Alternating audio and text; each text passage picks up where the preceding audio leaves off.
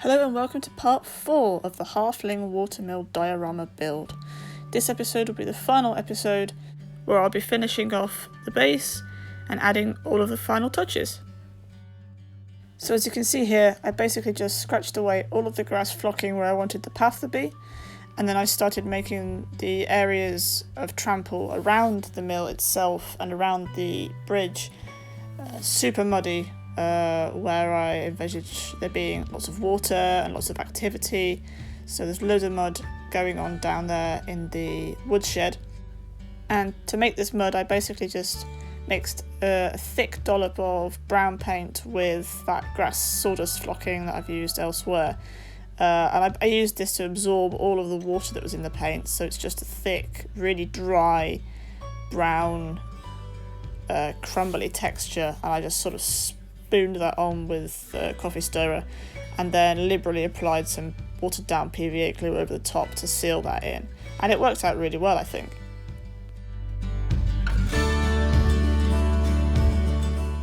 So while I had the glue out, I just placed them down along that pathing bit and just sprinkled on some sand.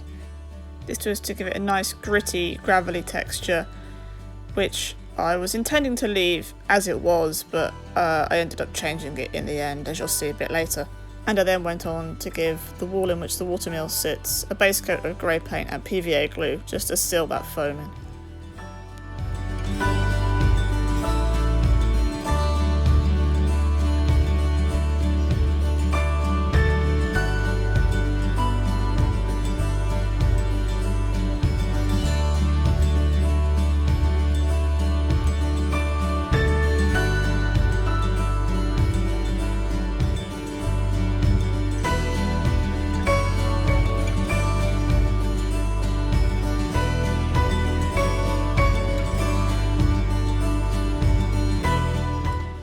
Once that was dry, I decided that I hated the path and how it looked. It was just too flat.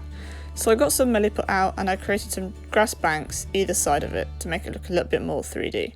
I also glued on a 3D printed tree stump and added some milliput around that to make the roots blend in with the rest of the bank. When this was done, it looked so much better than it did before. It gave the front of the house a more 3D effect, breaking up that flat terrain. I think when these banks are grassed up and they have their little tufts on them, it'll just look so much more natural than it would have done otherwise. It still looks a little bit strange with the path just leading directly up to the door. I think I should have planned this out better and given it a little bit of a wider yard, somewhere to park carts, that kind of thing. But for a first attempt, I think this will do.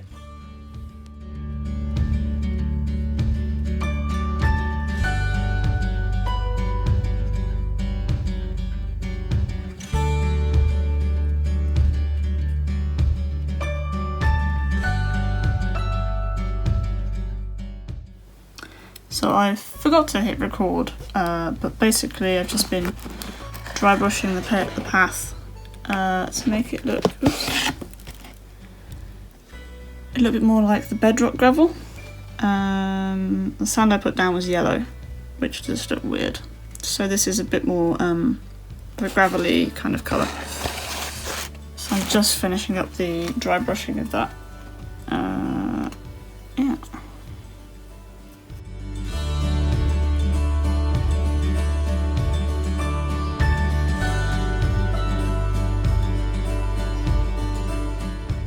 It's wash time! Now I went quite heavy-handed with this process to make everything look really dark and dirty and weathered like it's been outside for a long time, particularly on the bridge, which should have been, in my mind, wet more often than not. So I left it on and let it soak in just to make sure it darkened everything down quite a bit.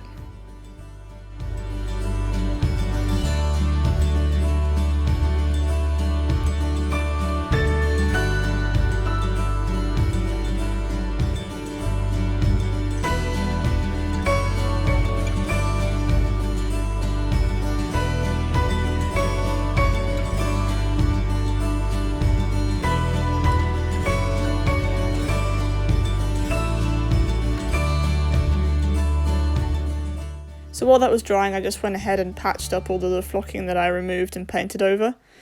So I had a nice even base when I started to add in the longer grass and flowers and tufts. I realised during this process that the paint actually seeps out of the sawdust flocking when it's wet. This is what's causing the colour difference that you can see here, so I had to really soak this to get it to blend in properly, which was a bit of an annoyance, but you live and learn.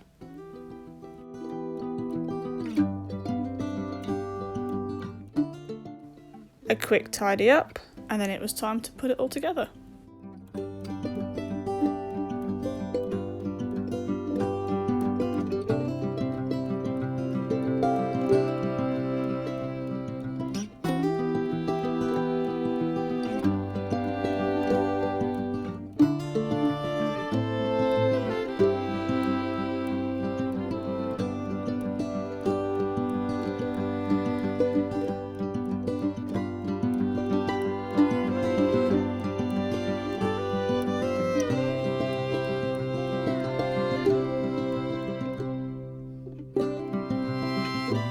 Everything was just held together with PVA glue, with a little bit of super glue as tacking just to hold it in place while it dried. Then I just popped some PVA glue around the base and all the grass areas, and I just roughly spread it out. And then I sprinkled on some of this longer 2mm flocking of various colours. Now I'd really like to try one of those static grass applicators so you get all the grass standing up on end, but unfortunately I don't have one of those as I'm really new to this hobby. But I found that just sprinkling it roughly on and then when it's dry, ruffling it up with a paintbrush really roughly actually got the grass to stick up, and it gave a good enough effect for what I wanted.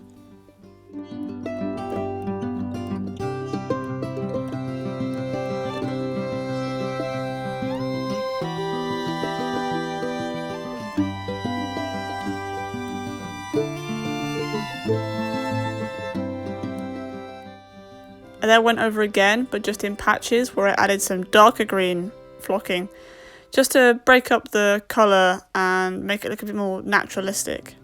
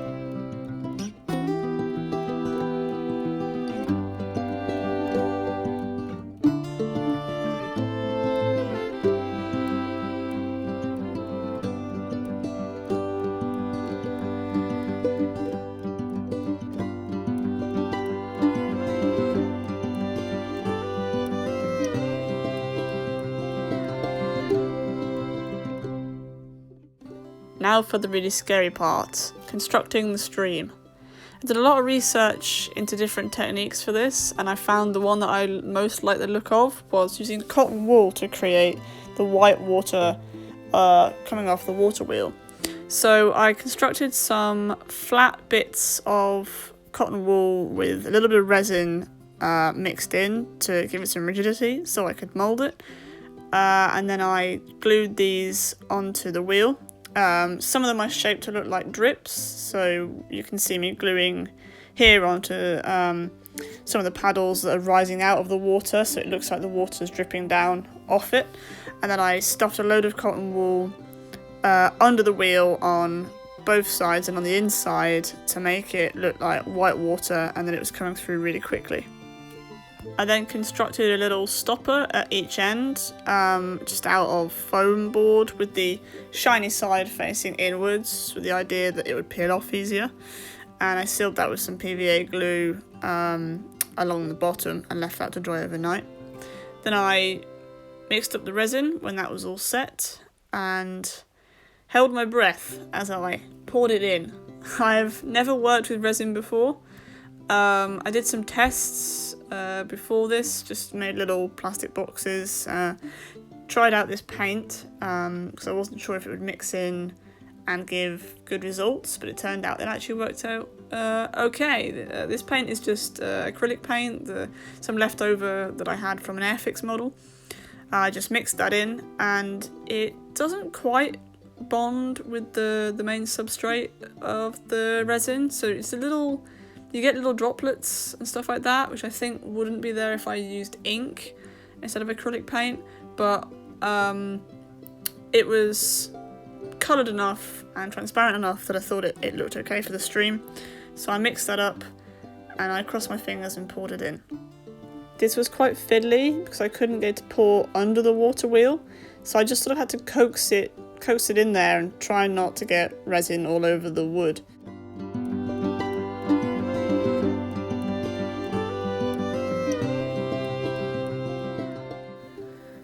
So I poured this about 10 minutes ago, and it's become very apparent that I didn't quite do a good enough job sealing the ends off.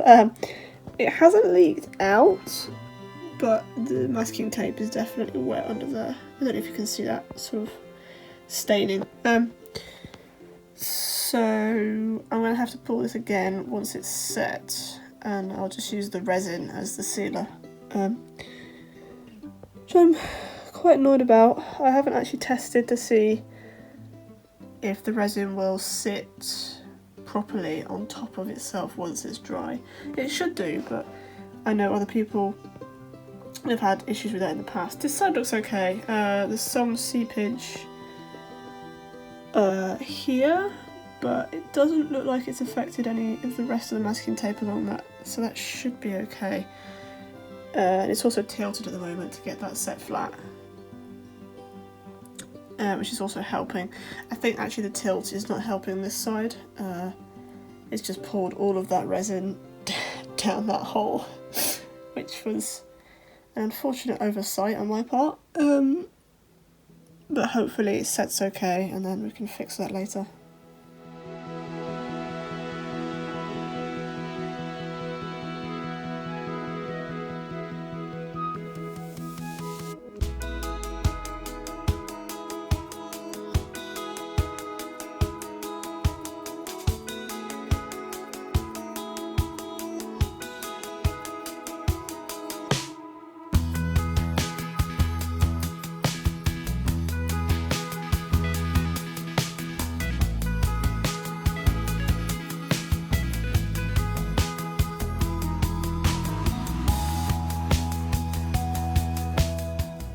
So the second pour is complete and it doesn't look like it's leaking out this time, which is good. There's still a little bit of seepage sort of here in these cracks, but I don't think that should be too hard to just trim off. And that's mostly to do with the shape of the polystyrene when I cut that area out.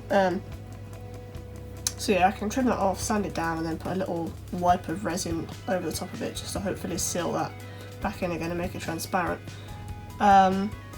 But yeah, the second pour has made this look a lot better. So this area down here is now nice and deep, although I think the model needs tilting slightly because it's all sort of run down this one end. And I also poured some resin over the cotton wool, so that looks a lot more watery now.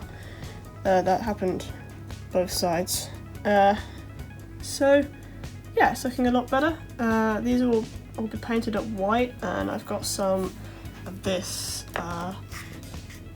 acrylic gel, which will dry sort of like water ripple effects, and yeah, that will be the final finishing touches. I also painted up these two little 28mm Hobbit figurines badly, but they're gonna have their little place in the house. That's gonna be really cool. We've got one guy smoking his pipe, another guy eating a little bit of bread from the meal. He's probably gonna stand at the bridge like that. Yeah.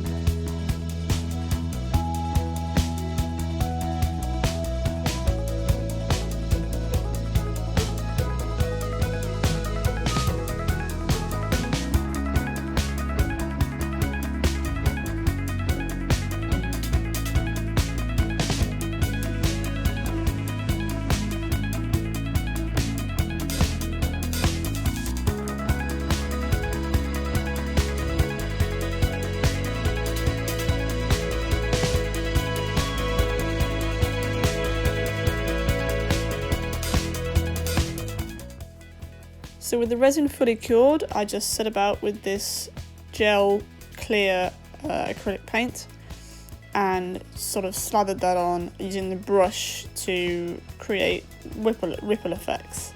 Now I tried to get this as thick as I could so it dries bumpy. So this paint, it basically works where it's really stiff to work with, and however you leave it, it sets in that shape. It does lose a little bit of volume as it dries, but it pretty much dries as you see it when you paint it on. So you can see here that it's now fully transparent, and it's got that lovely ripply texture effects, which I'm now just dry brushing over with some white paint to add on the waves and the white water of the watermill.